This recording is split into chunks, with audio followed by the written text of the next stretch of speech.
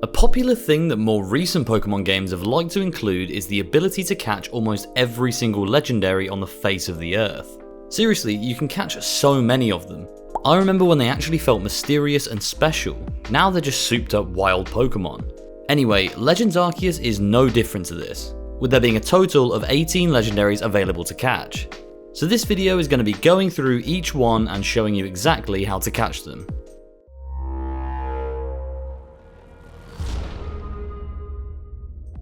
Let's not waste any time and get straight into it.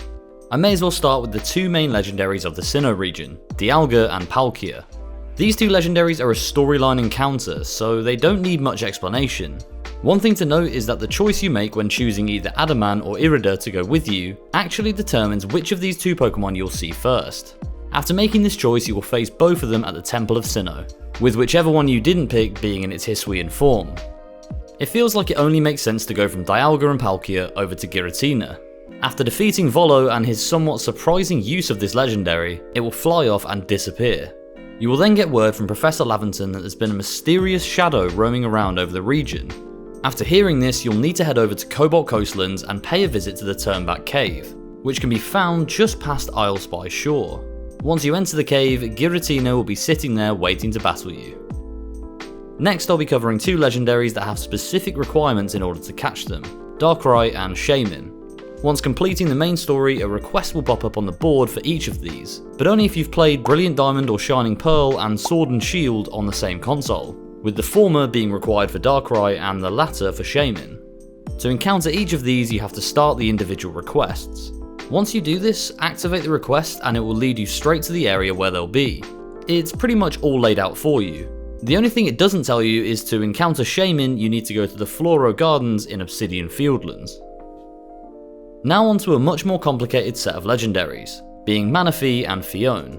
Once you complete the main storyline, you can check the request board in the Galaxy Hall and begin the Seas Legend request. Then you need to head over to Cobalt Coastlands. This is just the start of it though. Before you try and do this, make sure that you have a Buizel, Mantike and an Overquill in your party. Then make sure it's evening time when you're in Cobalt Coastlands. Right, now head over to this pincer-like rock formation next to Sans Reach and surf through it with Basculegion. This will bring up a prompt that lets you know that Manaphy and Phione have appeared. After this, head to the Seaside Hollow and enter. Manaphy and 3 Phiones will be wandering around the cave. They'll be quite hard to initiate a battle with, but you'll just have to wait until one of them attacks to send a Pokemon in. Then it's a pretty awkward 1v4 battle where you have the chance to catch all of them. To catch Regigigas, you need to pay a visit to Snowpoint Temple. This mission will be activated in the post-game along with a multitude of others that challenge you to collect all of the different plates, and is called the Plate of Snowpoint Temple.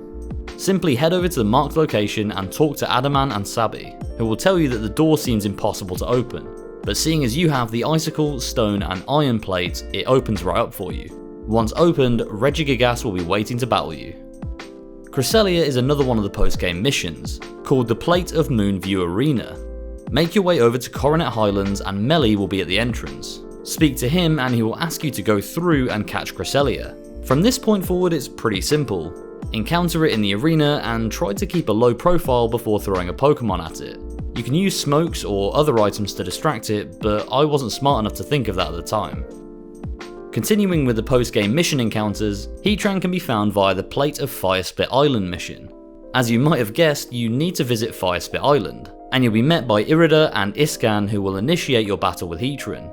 Scattered around the arena are balls of mud which you'll need to pick up and throw at the Pokemon to stun it.